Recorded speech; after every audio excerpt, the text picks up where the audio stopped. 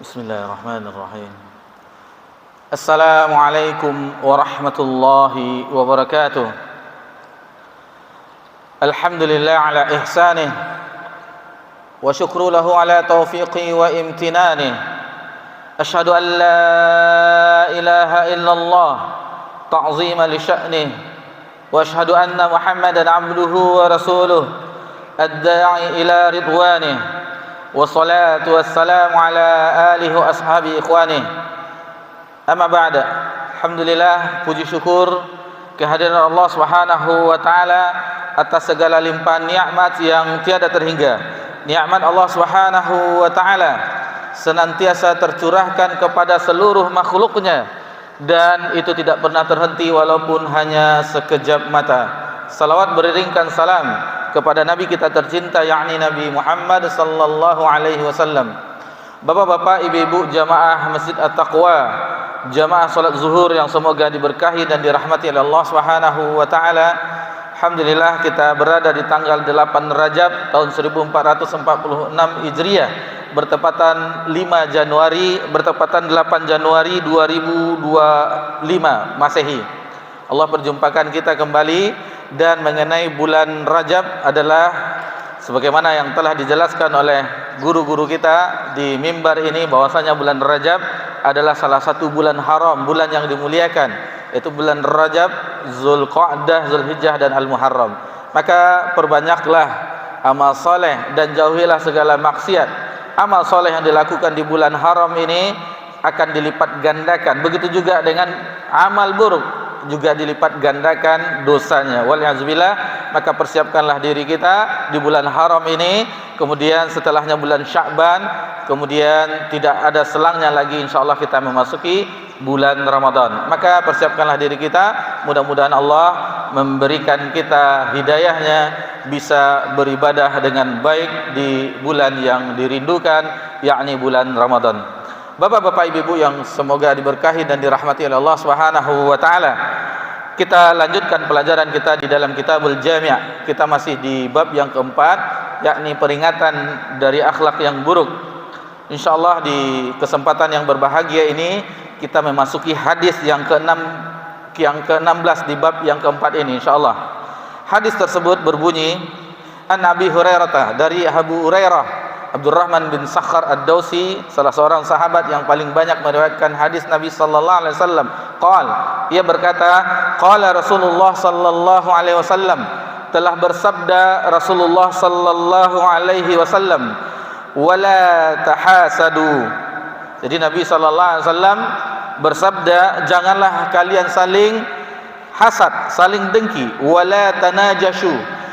Janganlah kalian saling najash. Nanti insyaallah najash ini apa maksudnya akan kita bahas setelah ini. Wala tabaghadu. Janganlah kalian saling membenci. Wala tabaghadu.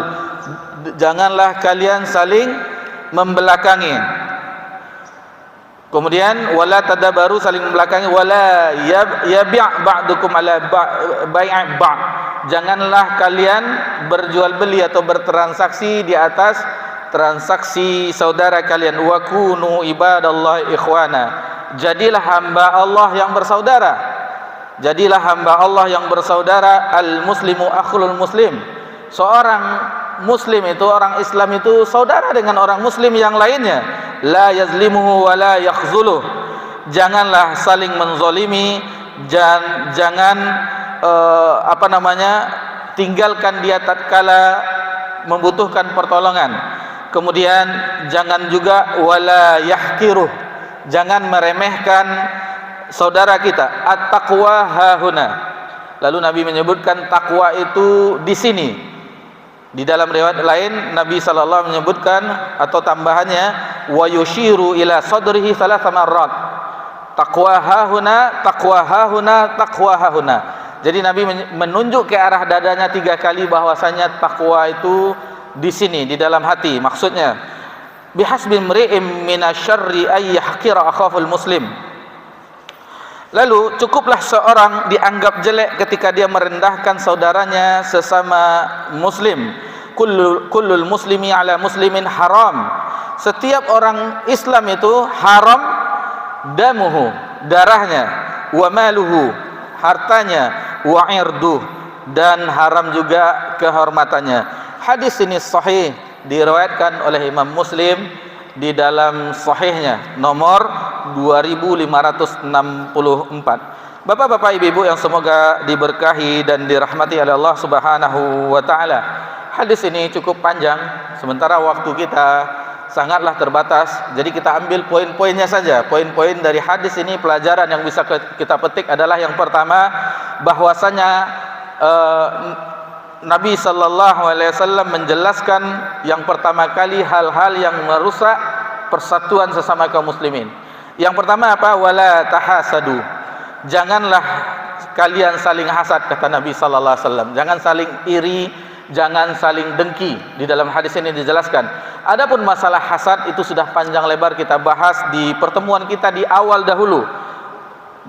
Ketika kita memasuki bab yang keempat ini, larangan peringatan dari akhlak yang buruk. Hadis yang pertama, yakni hadis itu berbunyi, iyakum wal hasad. Jauhilah, hati-hatilah kamu terhadap hasad.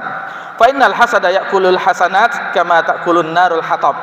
Karena hasad itu akan menghilangkan kebaikan sebagaimana api membakar kayu bakar.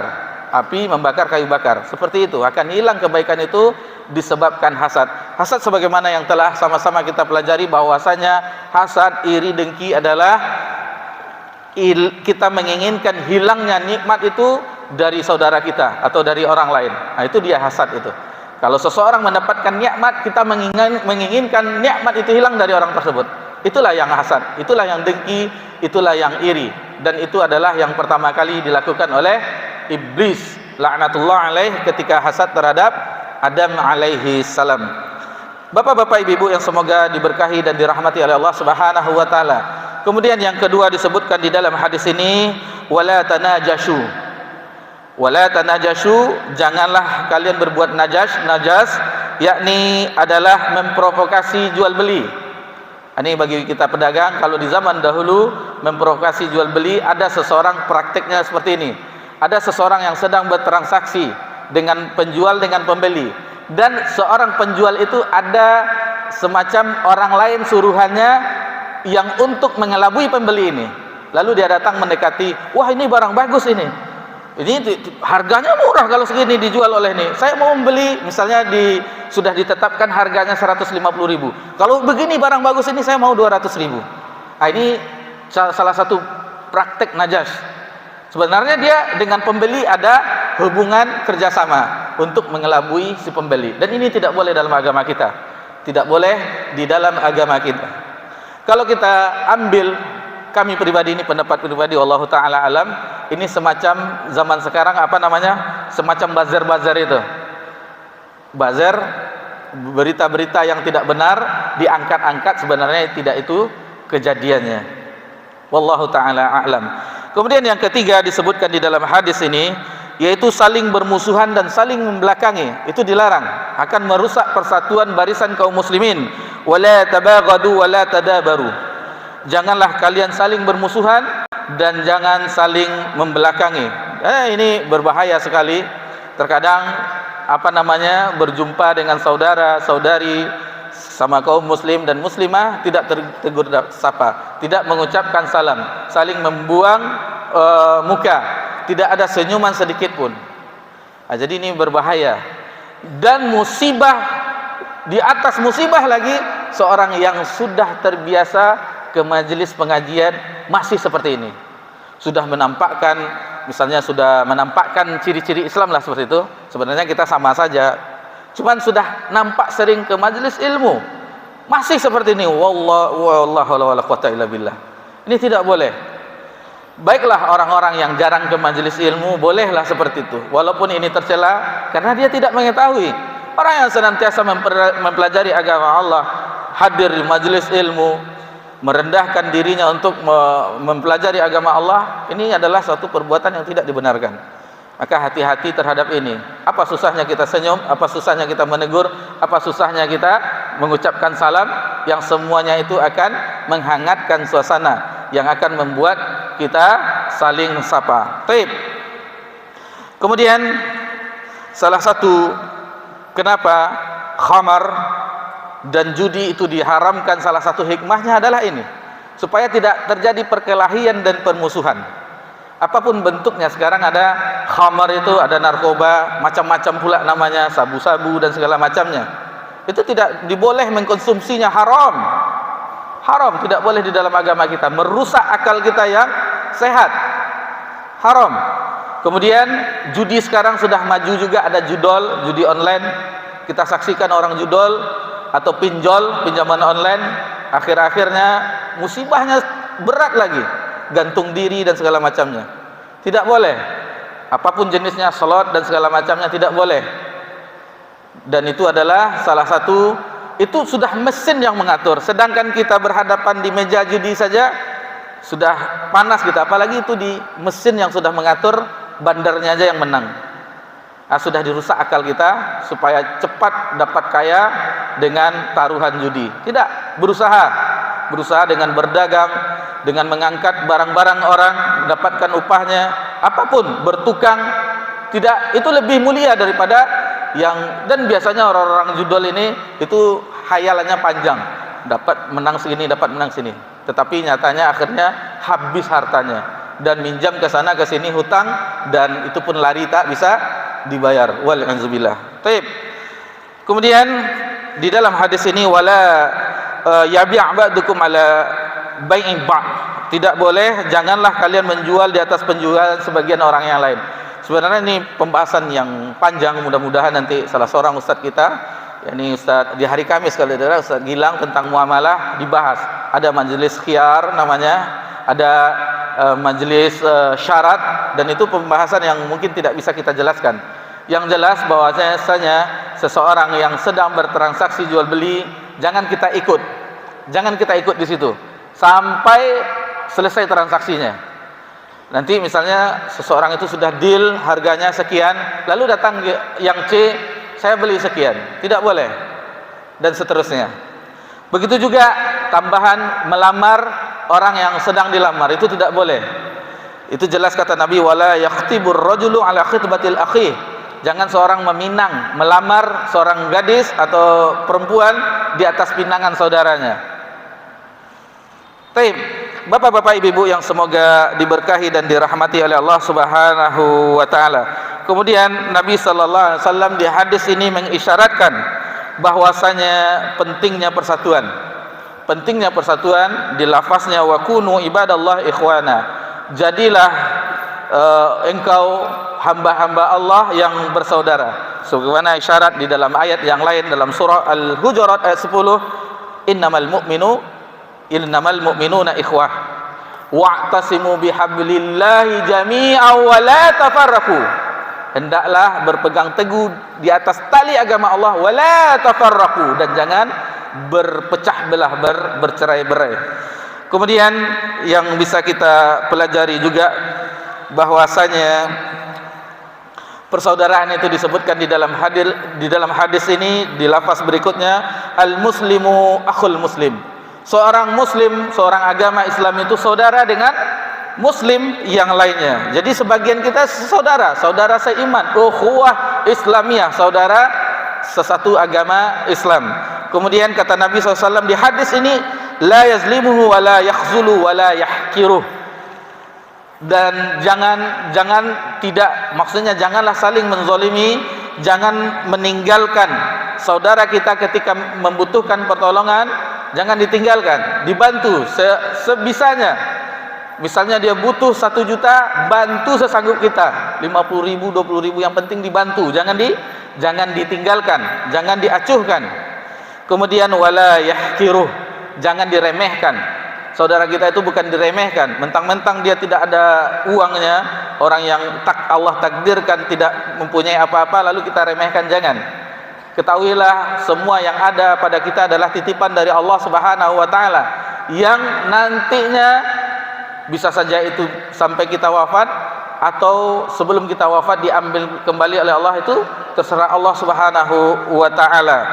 Kemudian di akhir hadis ini disebutkan, bihasbi imri'im minasyarri ayyahkir akhal muslim. Cukuplah seseorang dianggap jelek dengan merendahkan saudaranya sesama muslim. kullu muslimi ala muslimin haram. Setiap orang Islam terhadap saudaranya sesama Islam haram damu, darahnya tidak boleh dibunuh. Wa maluhu, hartanya tidak boleh dicuri, tidak boleh ditipu, tidak boleh dirampok. Wa irdihu, dan kehormatan tidak boleh diribahi, tidak boleh dilecehkan, tidak boleh kita memfitnahnya. Jadi begitulah Nabi sallallahu alaihi wasallam mengajarkan bagaimana pertama agar dijauhi segala perselisihan, yang kedua agar bersatu di atas agama Allah Subhanahu wa taala. Namun ingatlah, sebagaimanapun seandainya ada sesuatu yang ada perpecahan dalam hati kita terbesit, itu dari syaitan. Dari syaitan. Sebagaimana Nabi sallallahu alaihi wasallam menyebutkan di dalam hadis yang sahih, inna syaitana qad aisa ayya'badahul musalluna fi jazrizatil arab. Sesungguhnya syaitan itu sudah putus asa agar orang menyembahnya di jazirah Arab. Sudah putus asa dia, tidak ada orang yang mengikutinya. Akan tetapi dia tidak pernah lelah. Tidak pernah lelah. Iblis, syaitan tidak pernah lelah untuk membujuk rayu anak cucu Adam. Walakin fil tahrishi bainahum. Akan tetapi syaitan itu akan mengadu domba, membuat hati sesama kita hasad sesama yang lainnya. Terjadinya perpecahan itu karena hasutan syaitan. Dan syaitan, iblis itu adalah musuh kita, aduwwum mubin. Jadikanlah dia musuh, dan selayaknya bagi kita agar berlindung kepada Allah Subhanahu wa taala dengan ta'awuz, a'udzubillahi minasyaitonirrajim, agar kita jauh dari godaan syaitan yang terkutuk. Demikian saja yang bisa kita pelajari di siang yang berbahagia ini. Mudah-mudahan kita disatukan hati kita oleh Allah Subhanahu wa taala dengan usaha kita di dalam saf berbaris-baris dengan rapi, dengan lurus. Allah satukan juga hati kita, dan jangan sampai kita bercerai-berai. Subhanakallahumma bika asyhadu an la anta astaghfiruka wa atubu ilaik. Wassalamu ala nabi Muhammad sallallahu alaihi wasallam wa ala alihi washabbihi ajmain. Walhamdulillahirabbil alamin. Wassalamualaikum warahmatullahi wabarakatuh.